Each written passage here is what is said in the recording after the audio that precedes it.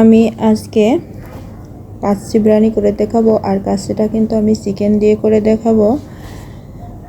আর প্রথমেই আমি fry pan চুলায় দিয়ে দিয়েছি আর 1 কাপ পরিমাণে পেঁয়াজ কুচি করে রেখে দিয়েছিলাম, আর সেটা আমি তেলে দিয়ে বেরেস্তা বানিয়ে নিব। আর এই তেলের মধ্যে পেঁয়াজ কুচিগুলো দিয়ে দিব। আর এই যে আমার বেরেস্তাটাও কিন্তু আমি ভেজে নিয়েছি, আমি পুরোটা আপনাদেরকে দেখাইনি। আর এখন আমি বেরেস্তাগুলো উঠিয়ে নিব। আর এই একই তেলে কিন্তু আমি আলুটা ফ্রাই করে নেব। কাচ্চিতে আলু হবে না, এটা হবে না। কাচ্চির স্বাদটা আলুতে আরও বাড়িয়ে দেয়। তাই তো আমি আলুটা আগের থেকে ছিলে জাফরান এবং একটু লবণ মেখে রেখে দিয়েছিলাম, আর সেটাই তেলের ভিতরে দিয়ে দিব। আর এভাবে আমি আলুগুলো তেলে ফ্রাই করে নিব। পুরাটা একদম সিদ্ধ করব না, হালকা ভেজে উঠিয়ে নিব। আর এরপর যে আমার আলুটা ফ্রাই হয়ে গিয়েছে, এখন আমি উঠিয়ে নিব। আর আমি 1.5 কেজি পরিমাণে মুরগি নিয়েছি, আর মুরগিগুলো আমি আগের থেকে পিস করে রেখে দিয়েছিলাম, আর সেটা আমি এখন ম্যারিনেট করে রেখে দেব। আর এই যে এই পর্যায়ে আমি 2 টেবিল চামচ পেঁয়াজ বাটা দিয়ে দিব এবং রসুন বাটা, আর টেবিল চামচ আদা বাটা, জিরা বাটা এবং 2 টেবিল চামচ টক দই, এবং এ পর্যায়ে দিলে একটা লেবু কেটে চিড়ে দিয়ে দিব। আর পেঁয়াজ বেরেস্তা এবং প্যাকেট মশলা দিয়ে ভালো করে আমি হাত দিয়ে ম্যারিনেট করে নেব। আর এই যে কিছুটা দারচিনি, এলাচ, লবঙ্গ, তেজপাতা মশলার ভিতরে ছিল, সেটাও দিয়ে দিলাম। আর 1 কাপ পরিমাণে তেল দিয়ে হাত দিয়ে ম্যারিনেট করে এটা ভালো করে ম্যারিনেট করে নিব। আর ম্যারিনেট করে কিন্তু ঘন্টাখানিক আমি রেস্টে রেখে দিব। আর এই যে ম্যারিনেট করা হয়ে গিয়েছে আমার। এখন কিন্তু আমি ম্যারিনেট করার তার উপরে এই যে মাংসের উপরে আমি আলুগুলো দিয়ে দিব। আর এই যে আলুটা দিয়েও আমি ভালো করে আবার মাংসটা মেখে নিব। আর আমি কিন্তু লবণ দিতে ভুলে গিয়েছিলাম। প্যাকেট মশলায় যেহেতু লবণ থাকে, তারপরও লবণ দিতে হবে।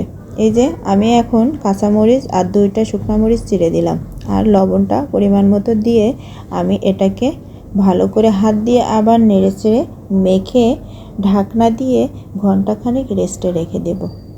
আর এই যে আমার কিন্তু ম্যারিনেট করা হয়ে গিয়েছে, আমি এখন ঢেকে এটা সাইড করে রেখে দিব। আর এই যে চুলায় কিন্তু আমি আবার পানি দিয়ে দিয়েছি, এবং পানির ভিতরে 2টা এলাচ, তেজপাতা এবং লবণ আর কিছু শাহি জিরা দিয়ে পানিটা ফুটন্ত গরম হয়ে গেলে আমি চাউলটা আগে ধুয়ে ঝরিয়ে রেখে দিয়েছিলাম, আর সেটাই ফুটন্ত গরম পানির ভিতর দিয়ে ভাতটা আধা সিদ্ধ করে নিব।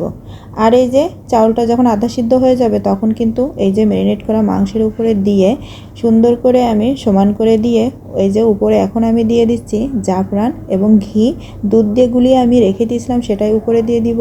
আর উপরে কিছু পেঁয়াজ বেরেস্তা দিয়ে দিব।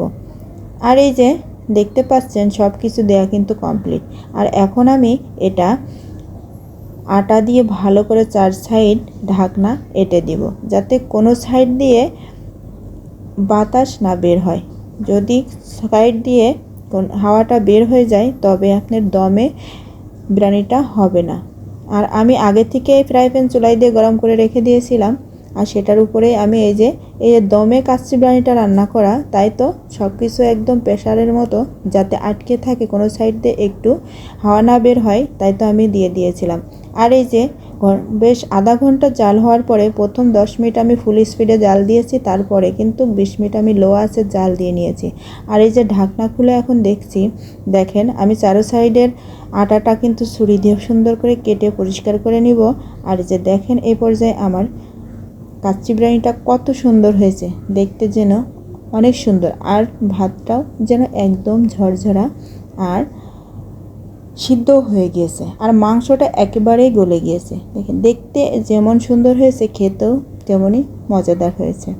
এভাবে করে কাচ্চি বিরিয়ানি কিন্তু আপনারাও বাসায় ট্রাই করতে পারবেন, একদমই সিম্পল।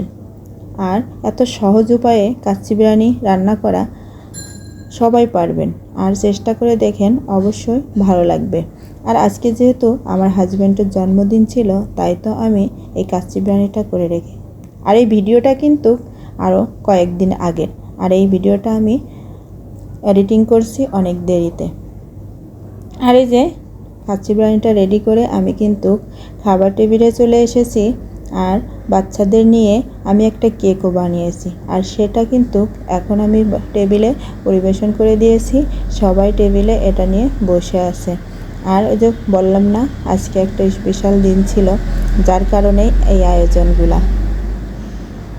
আর কেকটাও কিন্তু আমি নিজে হাতে বানিয়েছি।